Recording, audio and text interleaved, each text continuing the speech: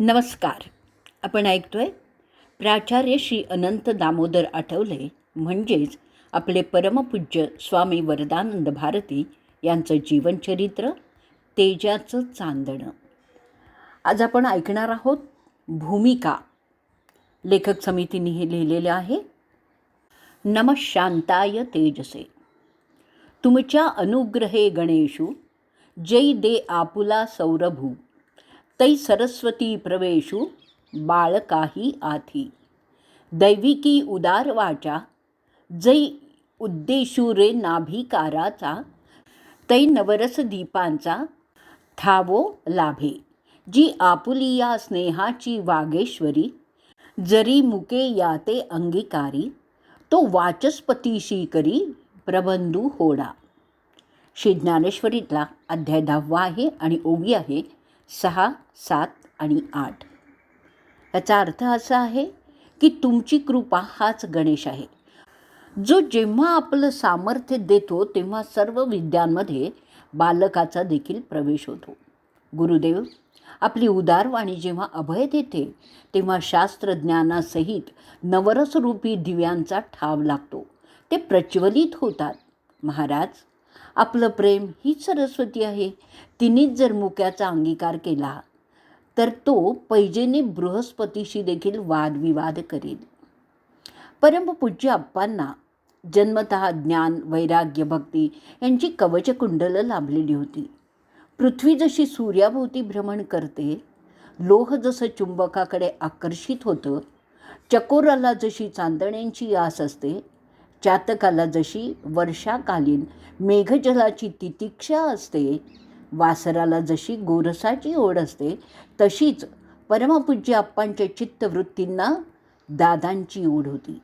आप्पांचं जीवन हिमालयासारखं उत्तुंग, सागरासारखं गंभीर, गंगेसारखं पवित्र आणि स्फटिकमण्यांसारखं पारदर्शकच होतं.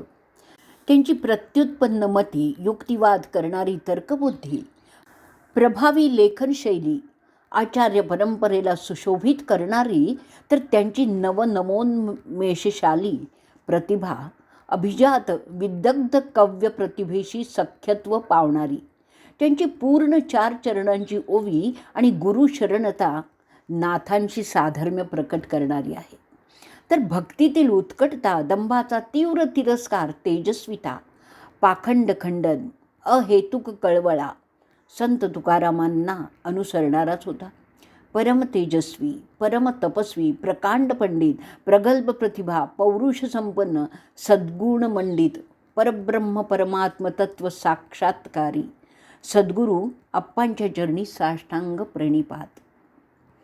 परमपूज्य स्वामी वरदानंद भारती पूर्वाश्रमीचे प्राचार्य अनंत दामोदर आठवले म्हणजेच आमचे परमपूज्य आप्पा, महाराष्ट्राच्या संत परंपरेतील 21व्या शतकातील एक सुदृढ दुवा. श्री ज्ञानेश्वर, नामदेव, एकनाथ, रामदास, तुकाराम या संतांच्या प्रमाणेच आप्पांची वाङ्मय संपदा सर्वकाल मौल्यवानच. व्यक्तिगत पातळीवर मानवाला शारीरिक, मानसिक, बौद्धिक, आत्मिक पातळीवर स्थिर करण्यास समर्थ, तर समाजाला गतिमान होण्यासाठी प्रेरक आणि प्रगतीपथावर वाटचालीसाठी मार्गदर्शक. त्याचबरोबर समष्टीच्या पातळीवर समाजाची नैतिक पातळी उंचावण्यासाठी समाज मनामध्ये सद्गुणांचं बीजारोपण करण्यासही समर्थ. आप्पांचं सखोल चिंतन व्यक्ती आणि समाज जीवन सुखी, समृद्ध, समाधानी आणि कृतार्थ व्हावं या दिशेनेच असायची. लोकहिताची कळकळ त्यांच्या लिखाणातून, वक्तृत्वातून ठायी ठायी प्रत्ययाला येत असे. त्यांचं बृहद वाङ्मय हे त्यांच्या विचारसंपदेचं भांडारच आहे. श्री वेदव्यासापासून शंकराचार्य, ज्ञानेश्वर, तुकाराम, दासगणूंच्या पर्यंत सर्वांच्याच प्रतिपादनाचं समान सूत्रच आप्पांच्या वाङ्मय संपदेत अनुस्यूत आहे. तत्त्वज्ञान त्रिकाला बाधित असतं हे जरी खरं असलं तरी ह्या कालनिरपेक्ष तत्त्वज्ञानाला युगपरत्वे परिचित वेश धारण करून समाजासमोर यावंच लागतं. ते कार्य आचार्य आणि संत यांचंच आहे. या दोघांचंही कार्य आप्पांनी केलेलं आहे. प्रस्थानत्रयीवरील भाष्यरचना प्राकृतात केल्यामुळे आप्पा संताचार्य झालेले आहेत. आप्पांच्या ठिकाणी संत आणि आचार्य या दोघांचा मनोहर संगम झालेला आहे. आप्पांचं बोध वाङ्मयसुद्धा विपुलच आहे. त्यामुळे त्यांचं संतत्व उठून दिसतं. तर त्यांच्या सर्व वाङ्मयात तर्कशुद्ध मांडणीबरोबरच परमताचं खंडन करतानाचा त्यांचा अभिनिवेश, वाणी आणि लेखणी यांची तीक्ष्णता त्यांच्यातील आचार्य भूमिकेकडे झुकतं माप देते. आद्य श्री शंकराचार्य आणि श्री रामदास स्वामी यांच्याप्रमाणेच आप्पांनी 3 वेळा भारत भ्रमण केलं आणि अखंडित 40 वर्ष हिमालयाच्या यात्रा केल्यात. त्याही त्यांच्यातील संतत्व आणि आचार्यत्व यांचा बोलका पुरावाच आहे. देवदेवता, साधू संत यांचे उत्सव, महोत्सव साजरं करण्याच्या निमित्ताने केली जाणारी कीर्तन आणि प्रवचनं ह्या सर्वांचा आप्यांनी समाज प्रबोधनासाठीच केलेला आहे. त्यांच्या पराकोटीच्या प्रसिद्धी परांगमुखतेमुळे थोर योग्यतेचा हा महात्मा समाजाला जेवढा ज्ञात व्हायला पाहिजे होता तेवढा मात्र झाला नाही आहे. प्रज्ञा आणि श्रद्धा, प्रतिभा आणि विद्वत्ता, वक्तृत्व आणि स्वानुभव, दया आणि क्षमा, शांती आणि नम्रता, परोपकार आणि मानवता, भक्ती आणि निष्ठा अशा दैवी गुणांनी ते मंडितच होते. समाजाच्या सर्व थरातील लोकात मोकळेपणाने मिसळून व्यक्तिगत पातळीवर सर्वांची नैतिकता आणि आध्यात्मिक रुची ऊर्ध्वगामी होण्यासाठी ते आयुष्यभर प्रयत्नशीलच राहिलेले आहेत. एक प्रज्ञावान पुरुष संस्कृत मराठी भाषातून सारख्याच सहजतेने कवित्व करणारा शीघ्र कवी, श्रीकृष्ण कथामृत, श्री शहाली वाहनादी दीर्घ काव्य निर्मिणारा हा महाकवी, प्रस्थानत्रयीवर मातृभाषेतून भाष्य करणारा आचार्य, प्रवचनपटू, प्रभावी वक्ता, पावन भक्ती गंगेत स्वतःसह श्रोत्यांनाही अवगाहन घडवणारा हा कीर्तनकार, संपन्न, वत्सल आणि कर्तव्यदक्ष गृहस्थाश्रमी, मातृभूमीवर, भारतीय संस्कृतीवर आणि परंपरेवर प्रगाढ श्रद्धा ठेवणारा हा एक विचारवंत, आसे तू हिमाचल भारताची यात्रा करणारा, कापडी हिंदू राष्ट्रावर निरतिशय प्रेम करणारा, अनुरागी तरीही वैरागी, दिशाहीन तरुणांना पथदर्शक ठरवणारा, दार्शनिक, लोककल्याणार्थ तळमळणारा, अखंड कार्यरत असलेला अनासक्त कर्मयोगी, देवतात्मा हिमालयाच्या कुशीत रममाण होणारा, गंगोत्रीच्या पुण्यप्रदेशी श्री वरद नारायणाच्या प्रत्यक्ष दर्शनाने धन्य झालेला एक वानप्रस्थाश्रमी आणि शेवटी चतुर्थाश्रम स्वीकारून परमहंस दीक्षा घेणारा, उत्तर काशी इथे गंगा मातेच्या करांगुलीस धरून भक्तियोगद्वारा श्री वरद नारायणाच्या समचरणांना मिठी देऊन स्वतःचं जीवन कृतार्थ नारायणचरणी समर्पित करणारा, स्वेच्छा समाधीने अनंतात विलीन होणारा एक महात्मा, एक थोर संत, अशा या संतांच्या अनंत रूपाचं दर्शन घडवण्यासाठी हा चरित्रलेखन प्रपंच आहे. वरदानंदांचं जीवन बहुआयामी आहे. आप्पांचं व्यक्तिमत्व शतपैलू आहे. त्यांचा एक एक पैलू स्वतंत्र लेखनाचा विषयच आहे. यातील एखादाही गुण उत्कटतेने दृष्टोत्पत्तीस येणं आजच्या काळात केवळ दुर्मिळ ठरतं. परंतु एकाच व्यक्तीच्या जीवनात या अनेकानेक सद्गुणांचा अनुभव येणं आणि तो घेणं ही वस्तुस्थिती अनेकांनी आप्पांच्या ठायी परमोत्कर्षाने अनुभवलेली आहे. आणि त्यामुळेच त्यांच्या चरित्राचं लिखाण करणं म्हणजे आकाशाला गवसणी घालण्यासारखंच आहे. संतांचं चरित्र म्हणजे पानापानावर साक्षात्कार, ओळी ओळीत चमत्कार, प्रत्यक्ष आधार आणि पुरावे थोडे, ऐकीव माहिती आणि दंतकथांच्यावर भर जास्त, असा एक समज रूढ झालेला आहे. परमपूज्य रामकृष्ण परमहंस आणि त्यांच्या लीला सहधर्मचारिणी श्रीमती शारदा देवी यांच्या चरित्रात ठायी ठायी अद्भुत घटना, प्रसंग यांचं वर्णन जरी असलं ना तरी घडलेलं जीवनच तसं असेल तर करणार तरी काय.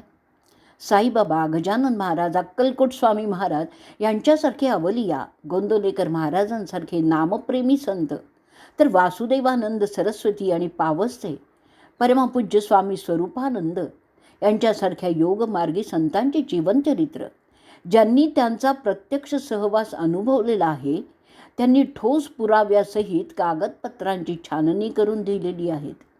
आणि तरीही त्यामध्ये चमत्कार संभवतातच, कारण ती वस्तुस्थितीच आहे. ती कोण आणि कशी नाकारणार? वासुदेवानंद सरस्वतींसारख्या योगमार्गी महात्म्याचं जीवनच अलौकिक अनुभवांनी युक्त जर असेल, तर ते अलौकिकत्वच्या चरित्र ग्रंथाचं वैशिष्ट्यच ठरतं. लौकिक वाटणाऱ्या चरित्राचं अवलोकन केलं असताना वस्तुस्थितीवर प्रकाश टाकण्यास अधिक मदत होते. क्रांतिकारक, समाजहितैषी, यशस्वी उद्योगपती आणि थोर शास्त्रज्ञ यांचं जीवन त्या त्या क्षेत्रातलं आश्चर्यच असतं, चमत्कारच असतो. स्वातंत्र्यवीर सावरकर, महर्षी धोंडो केशव कर्वे म्हणजेच अण्णासाहेब, तसेच त्यांचे चिरंजीव रघुनाथराव कर्वे, उद्योगपतींची तर अगणित नावं सांगता येतील. शास्त्रज्ञांना लागणारे शोध हेही इतरांच्या आणि त्यांच्या स्वतःच्या दृष्टीने त्यांच्या जीवनातील घडलेले चमत्कारच असतात. त्यासाठी एकट्या आईन्स्टाईनसारख्या जगप्रसिद्ध शास्त्रज्ञांचं चरित्र हे पुरेसं आहे. थोर शास्त्रज्ञ आईन्स्टाईन म्हणतो, या पुढील काळात विज्ञानाचा विकास प्रयोगशाळेपेक्षा चिंतनाच्या माध्यमातून केलेल्या अंतर्यात्रेच्या मार्गाने जास्त संभवतो. लौकिकाची मर्यादा स्पष्ट करणारं हे विधान लौकिकातलंच अलौकिकाचं स्पष्टीकरण देण्यास पुरेसं आहे. शास्त्रज्ञांनी लावलेले शोध हे त्यांच्या क्षेत्रातील साक्षात्कार आणि चमत्कारच असतात. प्रवृत्ती मार्गाने व्यवहाराच्या पातळीवर प्रत्ययाला येतं ते अद्भुत स्वीकारण्यास स्वतःची बुद्धिवादी म्हणवणारा तयार असतो. नाही तर कौतुकाने त्या घटनांची नोंद केली जाते, इतिहास म्हणून त्याचं महत्त्व कथन केलं जातं. परंतु संतांच्या जीवनातील अलौकिक अद्भुत हे परतत्वाच्या स्पर्शाने साक्षात्कारास आलेलं असतं आणि ते स्वीकारताना अडचण का निर्माण व्हावी बरं? अनुभूतीच्या स्पष्टीकरणाला पंच ज्ञानेंद्रियांची मर्यादा पडते म्हणूनच. मानवाच्या बुद्धीची पोच तिथपर्यंत पोचत नाही म्हणून उपनिषद वचन आहे, यतो वाचो निवर्तन्ते अप्राप्य मनसा सह, म्हणजे जिथून वाणी मनासहित परत येते असंच ते तत्व आहे. आप्पांच्या जीवनातही गंगोत्रीस, भागीरथी आणि वरद नारायण दर्शन, गोरटे येथे माऊलींनी दिलेलं उत्तर, ब्रह्मसूत्रावरील लिखाण सुरू असताना बद्रीनारायणहून पंढरपूरला जाण्यासाठी दिलेला आदेश, मानस सरोवराच्या किनारी भगवंतांच्या कृपेने आलेली प्रचिती, वंशी नारायणास भगवंतांच्या रासक्रीडेचं दर्शन, निरनिराळ्या देवतांची तीर्थक्षेत्र घडलेली दर्शनं, उत्तर काशीच्या किनाऱ्यावरील तपोवनाचं ध्यान दर्शन, उत्तर काशीहून गोरट्यात जाण्याविषयीची आज्ञा, एक ना दोन अनेक प्रसंग, आणि हाच त्यांच्या उत्कट भावभक्तीचा आविष्कार आहे. म्हणूनच तो त्यांच्या चरित्राचा अविभाज्य भाग आहे. जसा तो रामकृष्णांच्या चरित्रातही कालीमातेच्या संदर्भात प्रत्ययाला येतो. रामकृष्णांचं चरित्र अनेक देशी विदेशी भाषांमध्ये प्रसिद्ध झालेलं आहे. त्याला देश परदेशातही आदरयुक्त मान्यता प्राप्त झालेली आहे आणि ते सर्व आकर्षणाचा विषयच ठरलेले आहेत. त्यामुळेच तथाकथित बुद्धिवादी त्यावर टीका टिप्पणी करत नाहीत. ज्ञानेश्वर, तुकाराम, रामदास यासारख्या संतांच्या चरित्रावर मात्र नको एवढी निरर्थक चर्चा होते. याचं एकच कारण आहे की या चरित्रांचा प्रसार परदेशात फारसा झालेला नाही आणि त्यामुळेच या संतांचा तिकडे बोलबालाही नाही आहे. दुसरं एक महत्त्वाचं कारण म्हणजे या संतांच्यावर टीका करणाऱ्या, जाब विचारणारे, त्यांचा पाठपुरवठा करणारे समर्थ विचारवंत अभावाने आढळतात. त्यामुळे या संत पुरुषांच्या चरित्रावर जाता जाता टीका करण्यास कुणीही धजावतो. संत चरित्रातील चमत्कार हे संत चरित्र आहे असा दावा तर संत चरित्र लेखकही करीत नाहीत. साधकांच्या दृष्टीने त्यांच्या जीवनप्रवासातील ती रम्यस्थळं आहेत. साधनेच्या मार्गात भेटणाऱ्या थांब्याचा तो परिचय आहे. जिथे साधकांनी थांबायचं की पुढे जायचं हे त्या साधकांनी ठरवायचं असतं. संतांच्या चरित्रातून त्यांचं मार्गदर्शन दोन प्रकारांनी होते. संतांचं जीवन म्हणजे भगवत आयत्त, माळिया जेऊ ते नेले तेऊ ते निवांतची ठेले या जातीचं असतं. ईश्वरी इच्छेने आणि सत्तेने जे जसं घडतं ते संत कौतुकाने पाहतात. इतरांना स्तिमित करण्यासाठी काहीही घडवायचं आहे ही भावनाच त्यामागे नसते. मग या दृष्टीने संतांची लक्षणं सर्वारंभ परित्यागी किंवा शुभाशुभ परित्यागी अशीच असतात. त्यामुळे संत टीकाकारांकडे नजर ठेवून आपलं जीवन बेतत नाहीत. संत सत्पुरुषांचा संदेश एकच असतो. महिपतीनाथांच्या शब्दात जर सांगायचं झालं तर तो जो आवे सामने दे उसे तू छकड. म्हणजे सामान्यांच्या जीवनात चमत्कारांची उपयुक्तता, मनुष्यांच्या मनात ईश्वराच्या सत्तेविषयी खात्री पडून विश्वास उत्पन्न व्हावा, धैर्य प्राप्त व्हावं एवढीच असावी. कृपाळू संतांच्या मायेच्या सावलीत अशा राहणाऱ्या महाराष्ट्राला तरी असे दिव्य प्रसंग अनेक वेळा अनुभवायला आलेले आहेत. परमेश्वराशी नितांत जवळीक साधलेल्या संतांचे भाव लहान मोठ्या सात्विक घटना किंवा प्रसंगात उत्कट झाल्याने त्याचा दृश्य परिणाम म्हणून अश्रुपात, भावावेश, भावसमाधी या अवस्था वारंवार प्राप्त होत असतील तर त्यांचा वारंवार उल्लेख चरित्रात होणं अपरिहार्यच आहे. भाग आपण ऑडिओ क्लिप नंबर 2 मध्ये ऐकूया.